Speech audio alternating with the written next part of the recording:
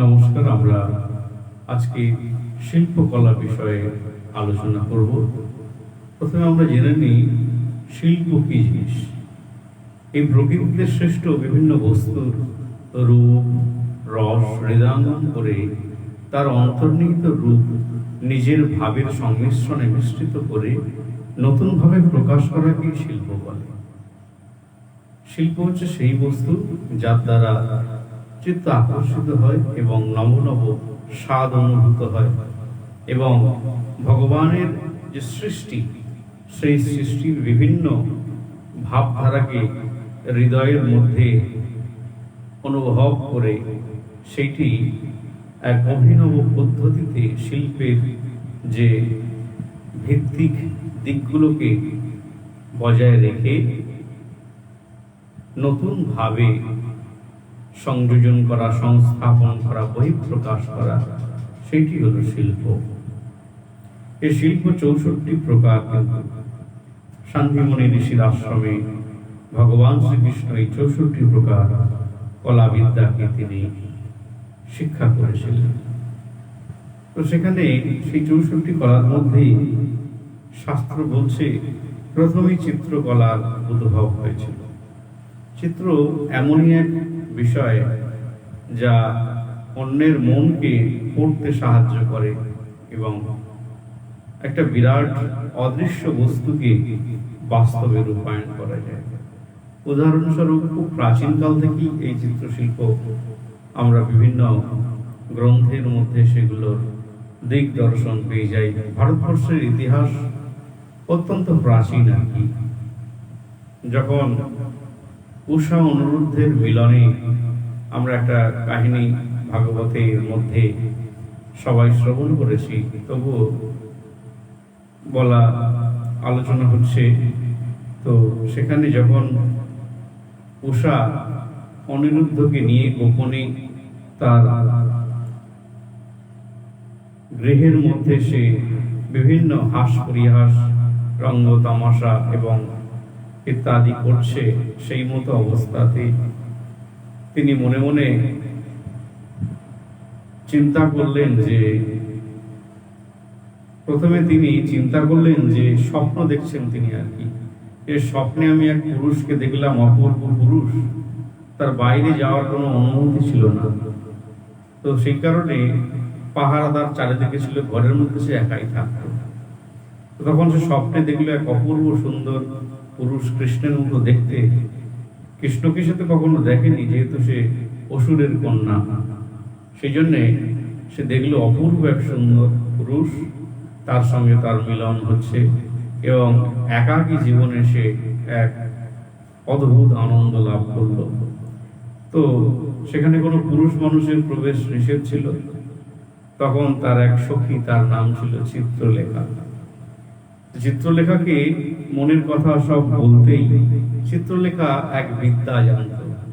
সেই বিদ্যার বলে সেটি হলো চিত্রবিদ্যা, যে অন্যের ছবি এরকম দেখে দেখে বা শুনে শুনে সেটা বানিয়ে ফেলতে পারত। এখনকার যে ডিটেকটিভরা, যারা হয়তো কোনো খুনি তার মুখকে সে দেখে ফেলেছে, সেটা সে ভুলবে না, তার মেমোরির মধ্যে, মস্তিষ্কের মধ্যে, বুদ্ধির মধ্যে সেটা রয়েছে।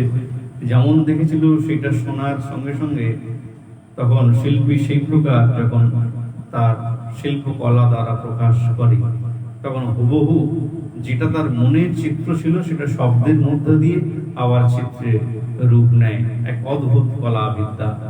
তো সেইটি চিত্রলেখা কিন্তু তখন সেই অনুরোধের কথা চিন্তা করে করে যখন তিনি দেখলেন, বিভিন্ন ছবি আঁকলেন, বলছেন না এটা না, এটা না।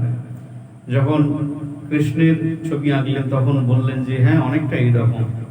যখন এই প্রকার অনুরোধের ছবি আঁকলো তখন বলল যে হ্যাঁ, এই পুরুষের সঙ্গে আমি রাত্রিকালে এই প্রকার স্বপ্ন দর্শন করেছি, এই পুরুষের আমার দরকার।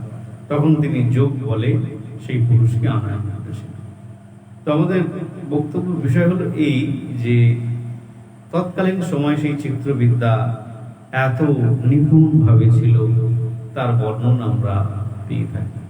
সেই জন্যে এই চিত্রকলা অত্যন্ত প্রাচীন।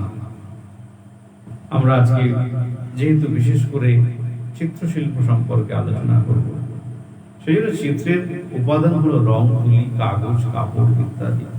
বিভিন্ন মাধ্যমে ছবি আঁকা যায়। কাগজের উপরে ছবি আঁকা যায়, কাপড়ের উপরে ছবি আঁকা যায়, তুলি দ্বারা ছবি আঁকা যায়, আঙুল দিয়ে ছবি আঁকা যায়।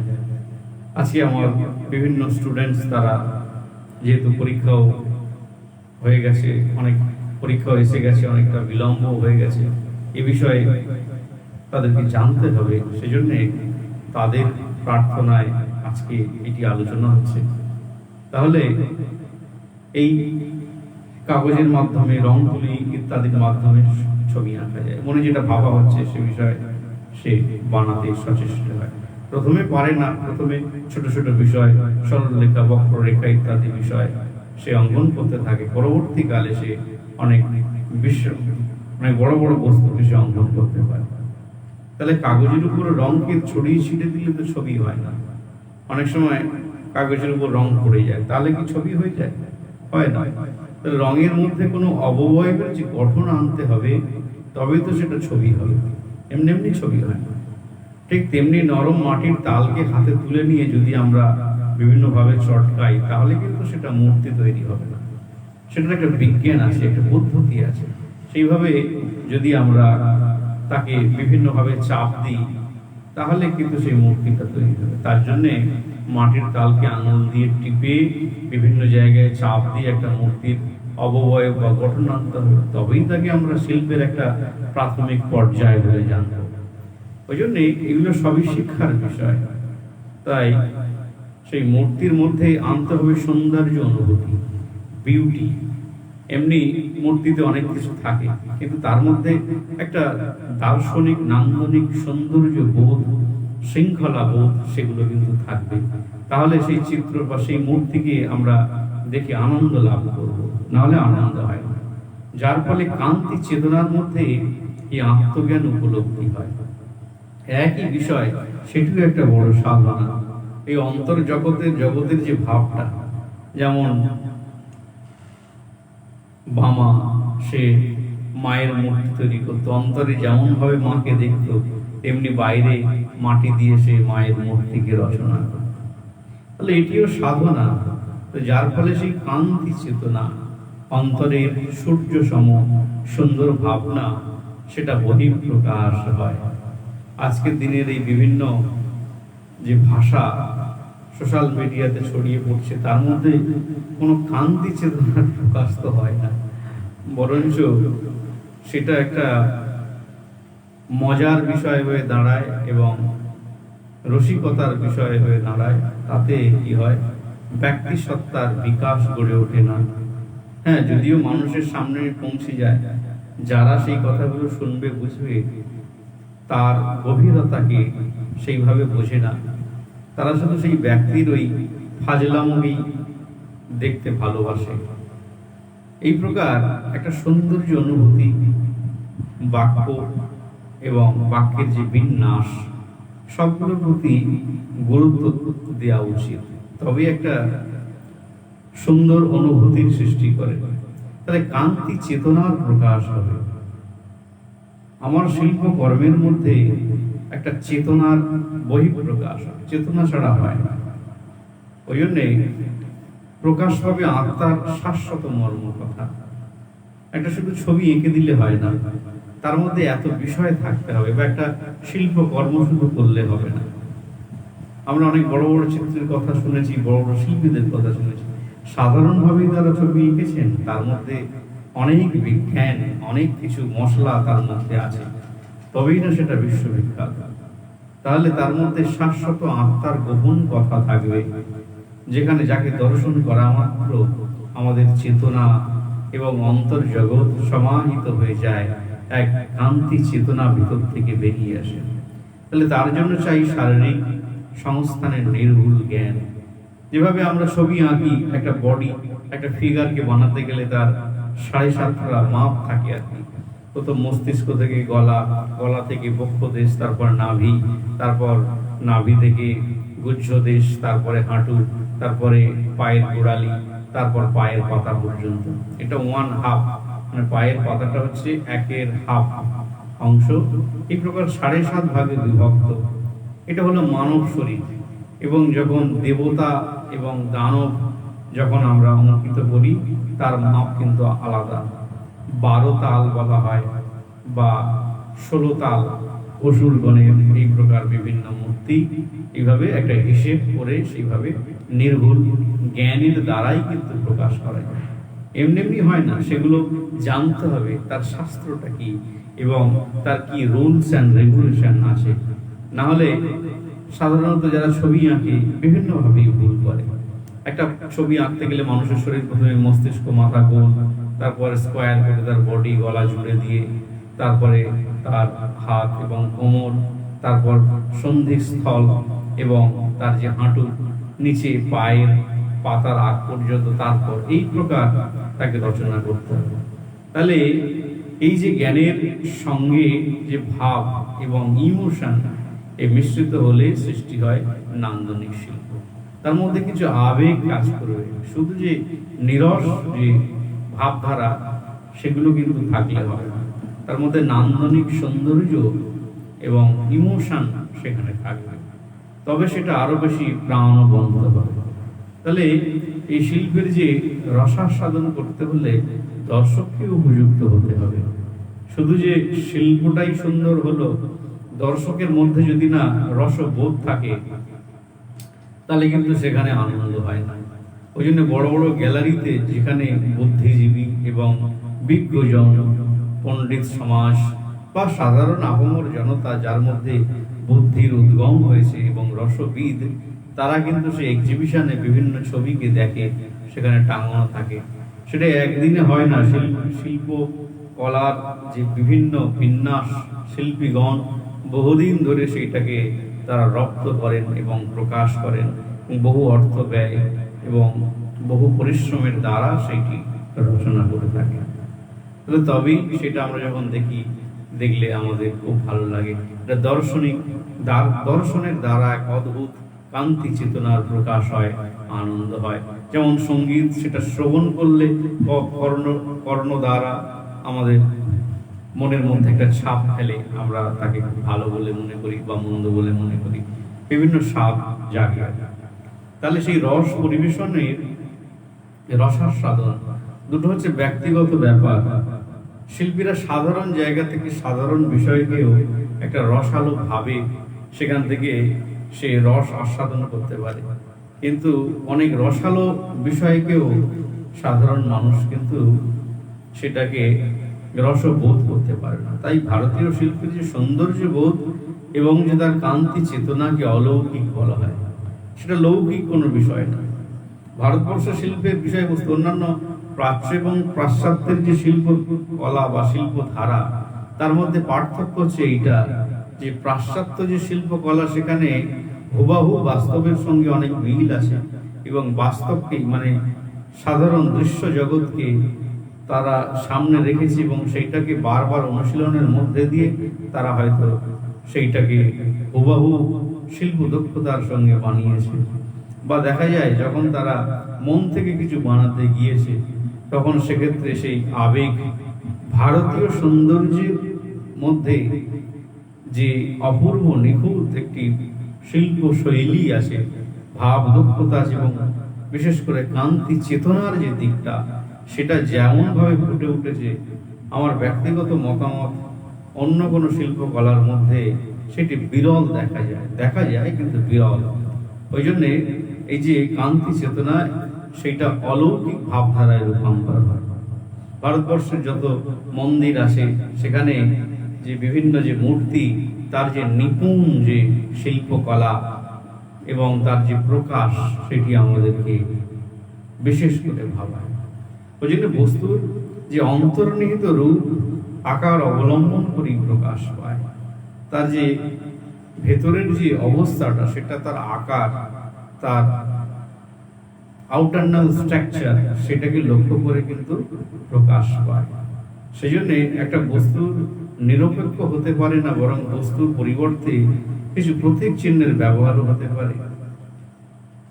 কিরকম, যেমন হয়তো একটা ভয় আছে, ভয়ের জায়গায় হয়তো কিছু একটা সাপের ছবি বা কিছু একটা অবয়ব সেখানে বানানো হলো। অনেক কিছু ভোগ্য বস্তু আছে, একটা আপেল সেখানে বাইট করা আছে, কামড়ানো আছে, সেটা দেয়া হলো। এই প্রকার বিভিন্ন সিম্বল বা চিহ্নকে ব্যবহারও করা যেতে পারে, সেটাকে বুঝতে হবে। আর যার জন্য কি হয় না, ইন্দ্রিয় গোচর অর্থপূর্ণ ফর্মে একটা শিল্প তার ভাবধারাকে ব্যক্ত করতে পারে। তাহলে এই কালজয়ী শিল্পী লিওনার্দো দা ভিঞ্চি কি বলেছেন, the art is the cultivation of passion. এটা একটা চর্চার বিষয়, যদি না আমরা চর্চা করি তাহলে আমরা সেই বিষয়ে জানতে পারি না। সেই জন্য পিকাসো থেকে শুরু করে আধুনিক যে চিত্রকর, ভাস্কর, কেউ শ্রমকে অস্বীকার করতে পারেনি, বর্জন করতে পারেনি। একটা পরিয়াবরণ, যে একটা গঠন, সেটা প্রথমে স্কেচ করে নিতে হয়।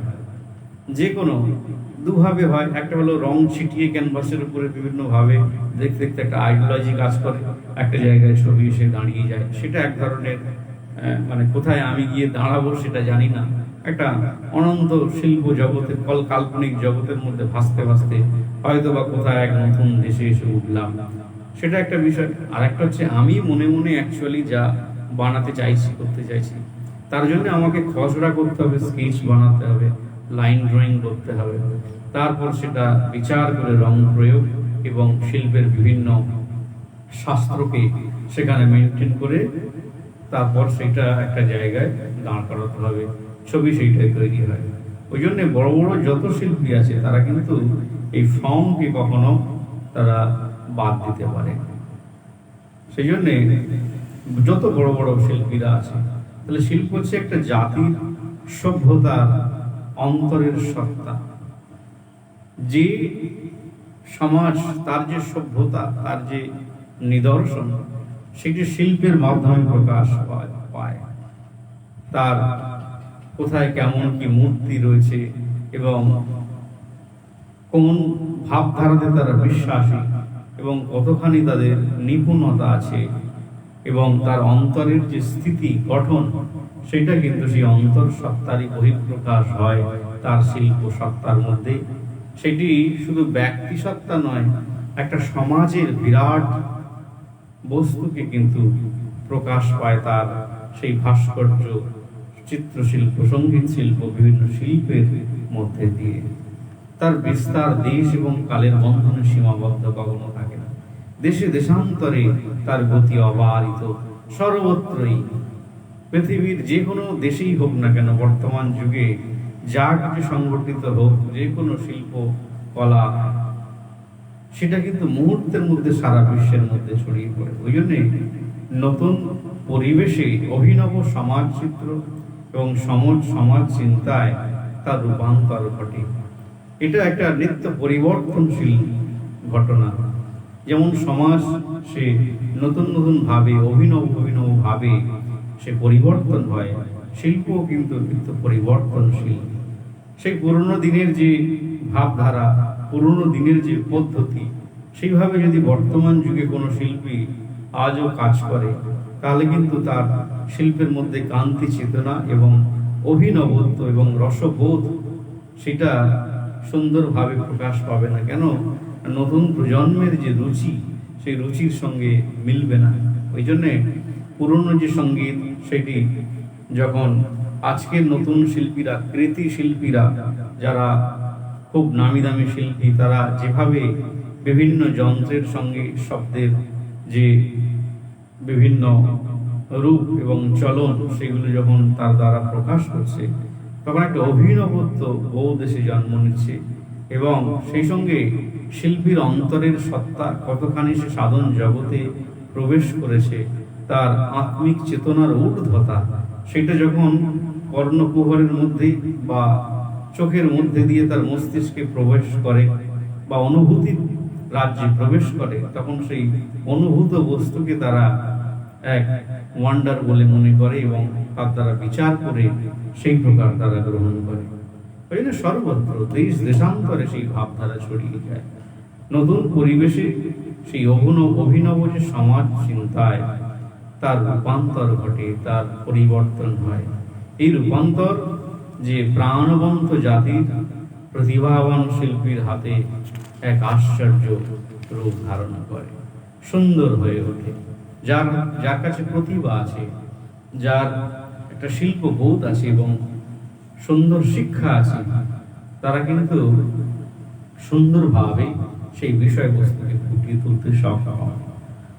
একাধিক জাতির যে সংস্কৃতি এবং শিল্পরীতির সংমিশ্রণে যে উদ্ভূত হয়ে নতুন পদ্ধতি এবং নতুন দৃষ্টিভঙ্গির সৃষ্টি হয়, এই শিল্প কিন্তু নিজস্ব এক ভাবধারার দ্বারা ভারতীয় শিল্পীগণ তারা টানা টানা চোখ এবং যে পটচিত্রের বাংলার পটচিত্রের নিদর্শন আমরা দেখতে পাই। পটচিত্রের যে আমরা ক্লাস 1-2 এর বইয়ে যখন আগে দেখতাম যে যামিনী রঞ্জন রায়ের যে বিভিন্ন ছবি, আতা গাছে তোতা পাখি এবং জলে থাকে মাছ, গাছে থাকে পাখি ইত্যাদি, যে ব্ল্যাক অ্যান্ড হোয়াইটের যে ছবিগুলো, সেক্ষেত্রে টানা টানা চোখ, সেগুলো আমরা দেখতাম এবং গণেশ জননী আদি বিভিন্ন আমরা সেই ছবিগুলোকে দেখতাম। তার মধ্যে দিয়ে এই শিল্পের এক অদ্ভুত বোধ আমরা নিজেরা অনুভব করতাম।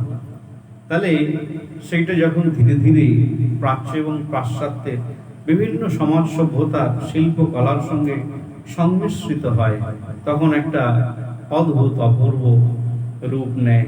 যেমন যারা রোমের যে চিত্রকলা, চিত্রশিল্পের ধারা, সেখানে মানুষ শরীর চর্চা করে এবং তারা ভারতের আধ্যাত্মিক চেতনার মতো নয়, তারা সেই সমস্ত বিষয়কে বহুমানন করে না, জীবন একটি বলে মনে করে। তাদের ধর্ম আলাদা, তাদের বিচার আলাদা, তাদের জীবন আলাদা, তাদের সেই জন্য তাদের ভাবনা আলাদা এবং শিল্পকলা আলাদা।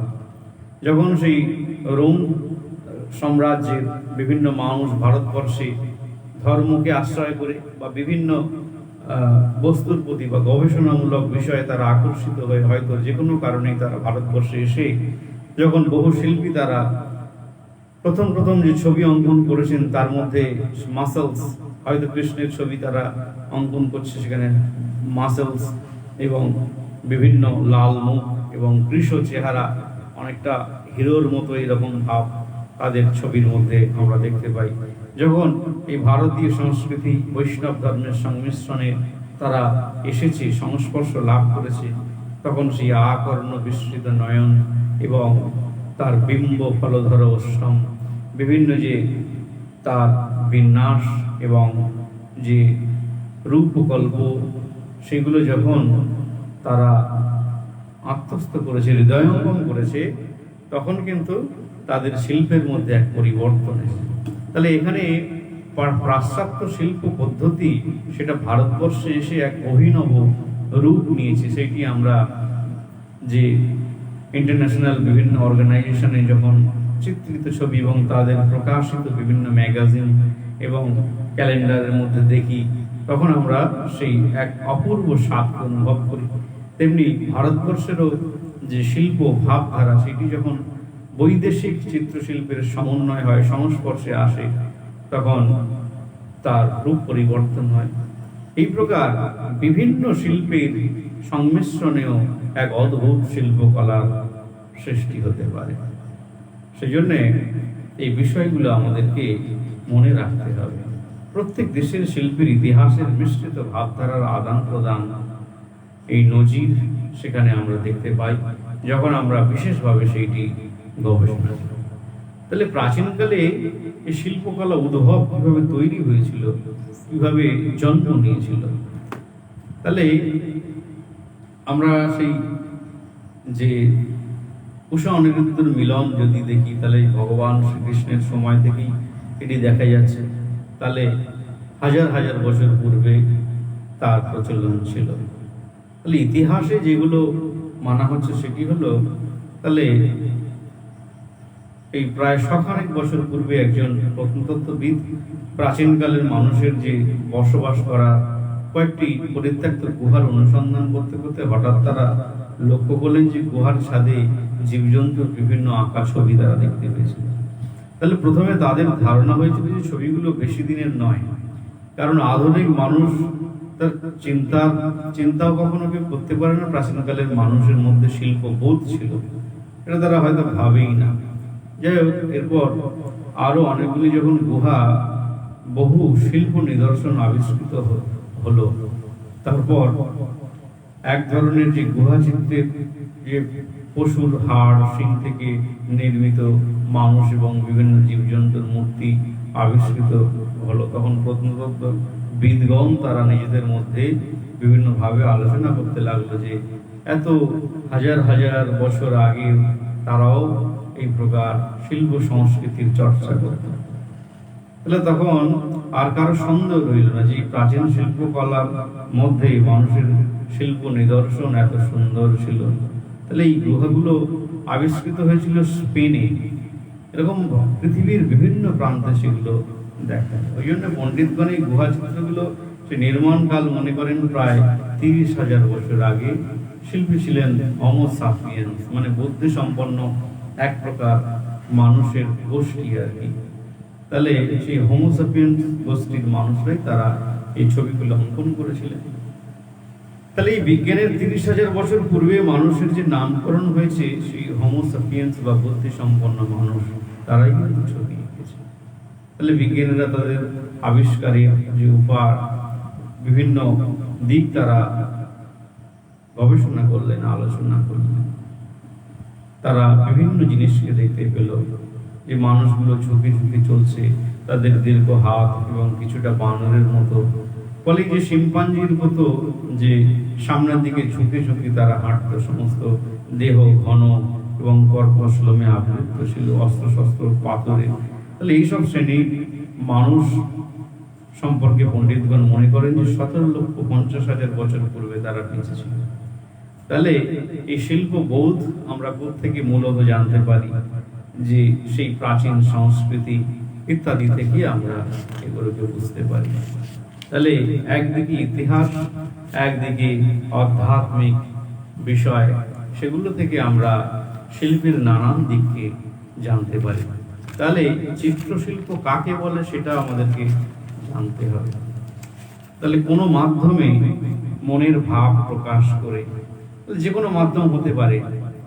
একটা বিভিন্ন রকমের পাতা গাছের গোড়া থেকে কুড়িয়ে নেওয়া হলো, লাল রঙের পাতা, কিছুটা শুকনো পাতা, কিছুটা কাঁচা পাতা, সবুজ আদি, সেগুলোকে একত্রিত করে কোনো ব্ল্যাক কোনো রাস্তার ওপরে যখন রেখে একটা মূর্তি তৈরি করে ফেলা হলো, কখনো বিদ্যাসাগর বা বিভিন্ন মহাপুরুষের, তখন সেটা একটা শিল্প বোধ তৈরি হলো আর কি। তাহলে এই প্রকার অনেকগুলো পাথরকে তুলে নিয়ে এসে একটা সার্কেল তৈরি করে সেখানেও বিভিন্ন বস্তুকে দেখানো হচ্ছে। এটাকে বলা হয় কি নেচার আর্ট, প্রকৃতিক শিল্প আর কি। তাহলে একটা শিল্পকে সৃষ্টি করতে গেলে কোনো মাধ্যম দরকার। তাহলে সেখানে কাগজ হতে পারে, ক্যানভাস হতে পারে, বোর্ড হতে পারে, দেওয়াল হতে পারে, যে কোনো জায়গায় হতে পারে, বা ইভেন মানুষের শরীরেও ছবি আঁকা হচ্ছে। তাহলে কোনো মাধ্যমে সেখানে মনের ভাব প্রকাশ হতে হবে, মনের মধ্যে যে কিছু বিশেষ যে ভাবটা সেটা প্রকাশ হতে হবে। তাহলে সেখানে প্রকৃতির রূপ, যে কোনো ন্যাচারাল সিনকে দেখাতে হবে। তাহলে সেখানে রঙের প্রয়োগ থাকবে, রূপ থাকবে, দৃশ্য থাকবে, আলো ছায়া থাকবে। এই সবগুলো মিলে যে একটা রস তৈরি হয়, যেটা ভাব তৈরি হয়, সেটি কিন্তু চিত্রশিল্প। তাহলে রেখা রঙের সাহায্যে কাগজ বা ক্যানভাসের উপরে যে দৃশ্যচিত্র অঙ্কিত করা হয়, সেটাই কিন্তু চিত্রশিল্প। তাহলে ছবি আঁকার শেখার উদ্দেশ্য কি? মানে আমাদের কোনো কাজ শিখলে তার তো একটা উদ্দেশ্য দরকার। সেটি হলো না সৌন্দর্য বোধ, শৃঙ্খলা বোধ, মানসিক, বৌদ্ধিক এবং সৃজনী শক্তির বিকাশ গড়ে ওঠে, যেখানে সৃষ্টি শক্তির একটা বীজ ধীরে ধীরে বাড়তে থাকে এবং চারিত্রিক ব্যক্তি সত্তার উন্নতি ঘটে, তার পার্সোনালিটি ডেভেলপ করে। এগুলো সবটাই কিন্তু আমরা তার থেকে দেখতে পাই এবং অনুভব করতে পারি। ওই জন্য চিত্রশিল্পের যে ইতিহাস সেটি হলো সুদূর প্রসারী। পেন্সিলের সাহায্যে ছবি আমরা যখন ড্রয়িং করি তখন তার মধ্যে দিয়ে একটা সার্থক ছবি আমরা খুঁজে পাই। আমরা জানি রেখা দুই প্রকার, ছবি আঁকতে গেলে একটা সরল রেখার প্রয়োজন হয়। সরল রেখা পৃথিবীতে কোথাও নেই। অনেক বড় বড় মানুষ তারাও বলেছে যে ভারতবর্ষ তথা পৃথিবীর মাথা এই প্রান্ত থেকে ও প্রান্তে গেলেও তবু সেখানে সরল রেখা আমরা খুঁজে পাই না। তো সর্বত্রই চলতে গেলে, ফিরতে গেলে সব সব জায়গায় বক্র রেখা আছে, সোজা বলে কিছু হয় না। তাহলে সরল রেখাটা হলো একটা কাল্পনিক রেখা, সোজা যেতে পারে। তাহলে দুটো বিন্দুর সঞ্চার পথ যারা দিক পরিবর্তন করে না, একটা অভিমুখে তারা এগিয়ে চলে, সেটি হলো সরল রেখা। আর বক্ররেখার ক্ষেত্রে কি হয় না, বারবার দিক পরিবর্তন করে। এই দুটো রেখার সাহায্যে কিন্তু ছবি আঁকা হয়। সেই জন্যে আমরা ছবি তো আঁকলাম, কিন্তু রঙের প্রয়োগ করতে হবে। তাহলে রং কাকে বলে? তাহলে সেখানে বুঝতে হবে যে আলো ছড়িয়ে পড়াই হলো শক্তি। এই সূর্য বা বিভিন্ন আলো, সেইটা কিন্তু শক্তির উৎস। আলো মানেই সেখানে কিছু না কিছু শক্তি আছে। তাহলে শক্তি, এই যে আলো ছড়িয়ে পড়াটাই হলো সেই শক্তি। যখন মানুষের চোখে আলো এসে প্রবেশ করে, তখন তার বর্ণ মস্তিষ্কে, চোখে এক বিশেষ রঙের আবেশ সৃষ্টি করে। তাকেই রং বলে, রঙের অনুভূতি সৃষ্টি করে। তাহলে প্রত্যেকটা বস্তুর মধ্যে কিছু রং আছে, রূপ আছে, সেটা মস্তিষ্কের মধ্যে এসে একটা আবেশ সৃষ্টি করে। ওই জন্যে রং দুই প্রকারের হয়, একটা হচ্ছে শুদ্ধ বা মৌলিক রং বা প্রাথমিক রং, আর একটা হচ্ছে গৌণ বা মিশ্র রং বা মাধ্যমিক রং। তাহলে মৌলিক রং কি কি আছে না, লাল, নীল আর হলুদ। এটা হলো প্রাথমিক রং, যাকে কখনো ছেদন করা যায় না, যাকে তৈরি করা যায় না, সেটি হলো মূল রং। কিন্তু এই তিনটি রং বাদ দিয়ে, লাল, হলুদ এবং নীল, অন্যান্য সমস্ত রং কিন্তু মিশ্র রং, কারণ এর থেকেই সৃষ্টি হয়েছে।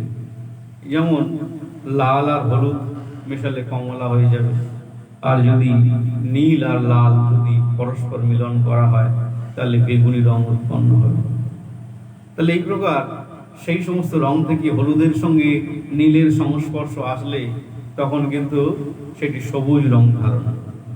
তাহলে এই প্রকার এক হলো মিশ্রিত রং, আর একটা হলো মূল রং বা মৌলিক রং। তাহলে বিভিন্ন বস্তু আমরা এইভাবে রংকে সেখানে ব্যবহার করে বর্ণ বিন্যাস করতে পারি।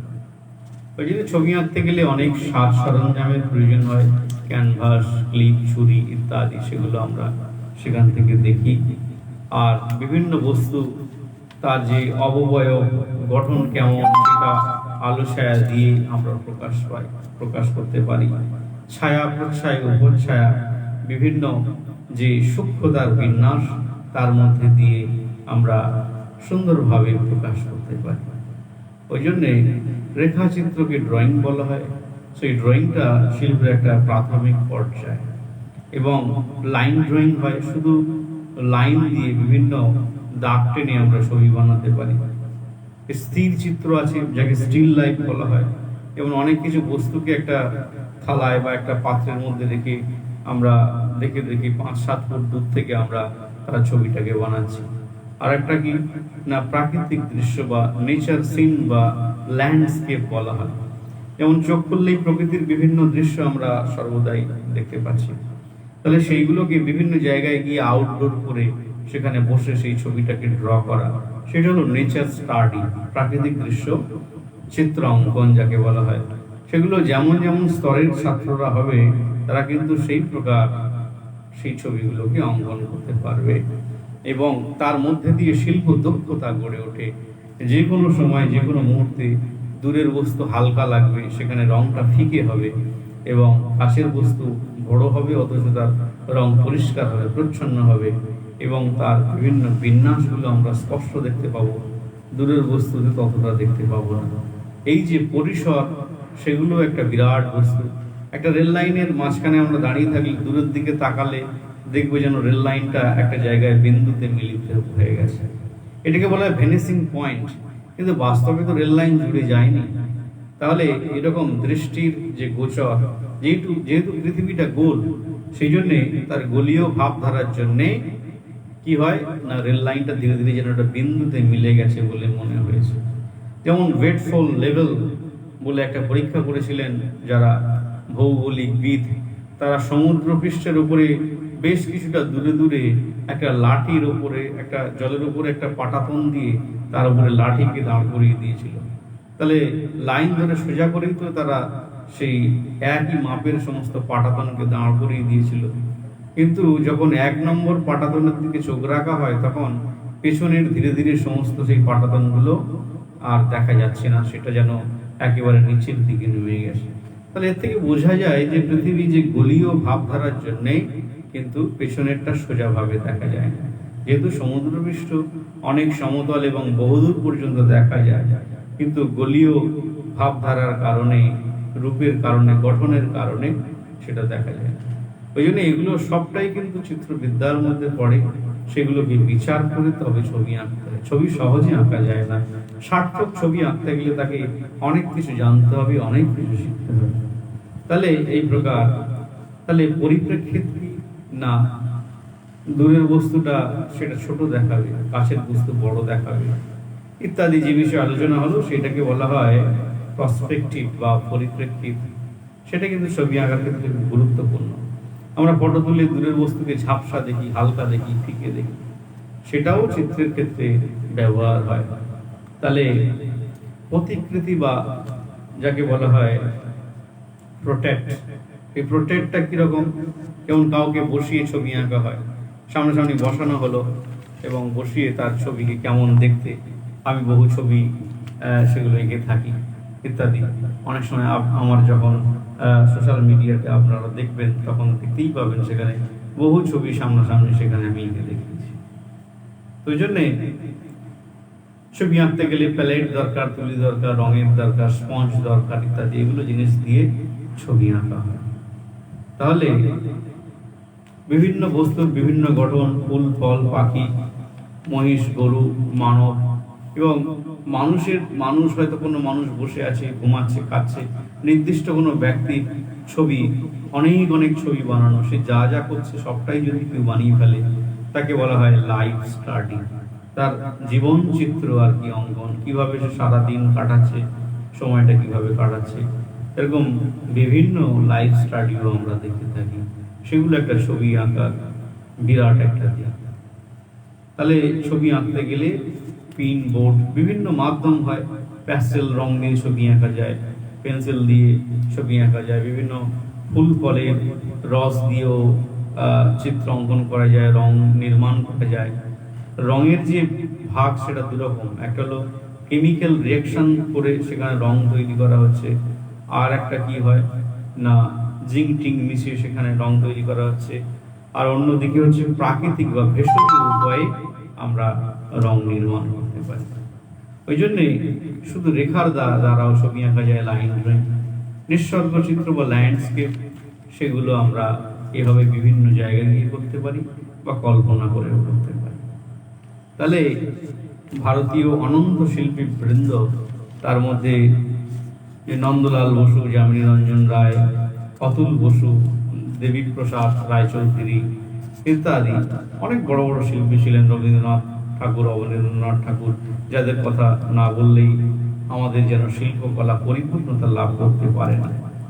ওই জন্যে আর একটা বিষয় তাকে জানতে হবে, পরিসর কিরকম পর্যায়ের উপরে ছবি আঁকা হচ্ছে। চিত্রাঙ্কনের ক্ষেত্রে পরিসর একটা বিশেষ লক্ষণীয় বস্তু। তাহলে কোনো বস্তু বা কোনো স্থান বা বিষয়কে সেখানে সে কল্পনা করেই হোক বা দেখেই হোক, তাহলে চিত্রপটে যে অবস্থানকালে পরিসরের বিষয়ের দক্ষতা থাকা খুব প্রয়োজন। কেমন ভাবে সেই জায়গাটা গেছে, খুব সরু জায়গা, মোটা জায়গা, হালকা জায়গা, পাতলা জায়গা, কোন জায়গাটা সেটা দেখাতে হবে। আকৃতিটা কি না ফর্ম, তাহলে বিভিন্ন শিল্পীরা বিভিন্নভাবে রূপায়িত করেন এই ফর্মকে। তাহলে ফর্ম হলো সেই দেশের বা শিল্পীর স্টাইল হিসেবে ব্যবহার করা হয়, কিভাবে সে সেটাকে ব্যবহার করছে। সঙ্গীতের ক্ষেত্রে আদি অন্তকাল ধরে তার 7 স্বর, 6 রাগ, 36 রাগিনী, সেই সহযোগে শত শত রাগ রাগিনীর সঙ্গীত, বিভিন্ন ফর্মের সৃষ্টি হচ্ছে। এই একই রকম ভাবে কোনো শিল্পী তার চিত্রের যে শিল্পকে তার মণিকোঠায় নানাভাবে দেখে ভেবে একটি বিশেষ ভাবে রঙের সাহায্যে কিন্তু সেইটাকে তৈরি করা। এটা হলো ফর্ম। সে কিভাবে ছবিটাকে বানাচ্ছে তার উপর নির্ভর করে। আর একটা হলো আলো ছায়া। আলো ছায়ার গুরুত্ব ছবির মধ্যে খুব খুব গুরুত্বপূর্ণ বিষয়। তাহলে যে সমস্ত ছবি আঁকা হয় তার ক্ষেত্রে আলো ছায়া কিন্তু একটা বিশেষ বস্তু। একটা প্রত্যেকটা বস্তু আমরা যখন দেখি তার একটা ডার্ক দিক দেখি এবং তার একটা লাইট দিক দেখি, তাকে বলা হাইলাইট। যেমন ভাবে আলো পড়ে আমাদের সামনে সেই ছবিটা সেই রকম ভাবে ফুটে ওঠে। তাহলে আলো ছায়ার একটা বিরাট দিক আছে। তা আলো ছায়া না থাকলে ছবিই হয় না। তাই ছায়ার অংশটি কিন্তু বেশি করে রেখা দিয়ে বোঝানো হয়। আর আলো ছায়া দেওয়ার সময় যখন শিল্পীরা সর্বদাই মনে রাখে, তাহলে যে দিকটায় লাইট হবে সেদিকটার ব্যাকগ্রাউন্ডকে ডার্ক করতে হবে এবং ছবিটার মেন জায়গাটা লাইট করে রাখতে হবে, পেপার লাইট সেটা দিতে হবে, নাহলে ছবি হয়। পরিপ্রেক্ষিত কি না, নিকটের বস্তু কাছের বস্তুকে ছোট বড় দেখানো, দূরের বস্তুকে ছোট দেখানো।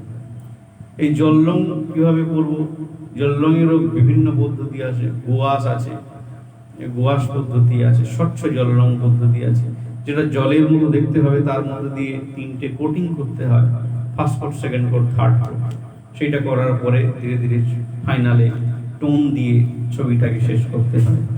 তাহলে মিশ্র পদ্ধতি কি না, গুয়াশ এবং স্বচ্ছ জল রং পদ্ধতি দুটো যখন সংমিশ্রণ হয়ে যায় তখন সেটা গুয়াশ পদ্ধতি হয়।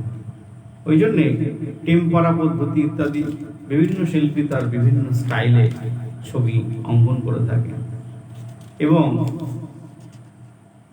পরিশেষে তিল রং, যেটা লিনসিড এবং তাপিন টাইম দিয়ে ক্যানভাসের উপরে ছবি আঁকা হয়, সেই ছবি অত্যন্ত দীর্ঘস্থায়ী হয়। ওই জন্যে পাশ্চাত্য শিল্পীরা তারা কিন্তু এই তিল রং দিয়ে ছবি আঁকতেন। রঙের উজ্জ্বলতা এবং দীর্ঘস্থায়ী করবার জন্য এই পদ্ধতি তারা আবিষ্কার করেছিলেন। বর্তমানে বিভিন্নভাবে বিভিন্ন গ্রাফিক্সের মধ্যে দিয়ে মাধ্যমে আমরা অনেক উজ্জ্বল রঙের বিভিন্ন অ্যানিমেশন ব্যবহার করে ছবি অঙ্কন করে থাকি। তাহলে আরও বেশি প্রাণবন্ত এবং অনুভূতিশীল এবং সহজলভ্য ভাবে আমরা সেটা টেকনোলজিকে ব্যবহার করে করতে পারি। তাহলে এই বিশেষ বিষয়গুলোকে আমাদের চিত্রশিল্পের জন্য খুব দরকার হয়, নাহলে আমাদের শিল্পকলা পূর্ণতা লাভ করে না। ওই জন্য ভারতবর্ষ এবং ভারতবর্ষের বাইরে বিভিন্ন শিল্পের যে নিদর্শন যখন আমরা দেখি, তাহলে আমাদের মানব মনের মধ্যে কিন্তু তার ছাপ পড়ে। এবং আধুনিক যুগের চিত্রকলা এবং প্রাচীন যুগের চিত্রকলা বিভিন্ন নিদর্শন এবং জ্ঞান শিল্পীর থাকতে হবে। তাহলে কিন্তু বর্তমান যুগের সঙ্গে যদি না সে তাল মেলাতে পারে, তাহলে কিন্তু ছবির কোনো কিছুই সে বুঝতে পারবে না এবং তার ছবি সার্থক রূপ নিতে গেলে তাকে এই সমস্ত বিষয়কে জানতে হবে। যাই হোক, তাহলে শিল্প তার নান্দনিক এবং আত্মিক যে চেতনার দিকটা সেটা মানুষের সামনে তুলে ধরে এবং মানুষ, সাধারণ মানুষ যখন সেই শিল্প বোধকে যখন অনুভব করে, তারা নিজেদের মনের মধ্যেই এক অদ্ভুত আনন্দ অনুভব করতে পারে, ধন্যাতি ধন্য হয়। যাই হোক, আমরা শিল্প বিষয়ে আজ এইটুকু, অন্যদিন আরো বিস্তারিত আলোচনা করব। নমস্কার, সবাই ভালো থাকবেন এবং সবাই শিল্প চর্চা করুন। বিশেষ করে the new Indian academic art সেন্টারের যেহেতু আমি চালাই এবং বহু ছাত্রছাত্রী তারা এখানে এসে বহু বছর ধরে তারা শিল্প সংস্কৃতি সঙ্গে যুক্ত আছে এবং শিখছে, তারাও পরীক্ষা দিয়ে পাশ করছে। এবং যদি আপনারাও মনে করেন তাহলে যোগাযোগ অবশ্যই করতে পারেন এবং সাধ্যমতো আপনারাও সেই জ্ঞানকে হৃদয়ে ধারণ করতে পারেন। ধন্যবাদ সবাইকে।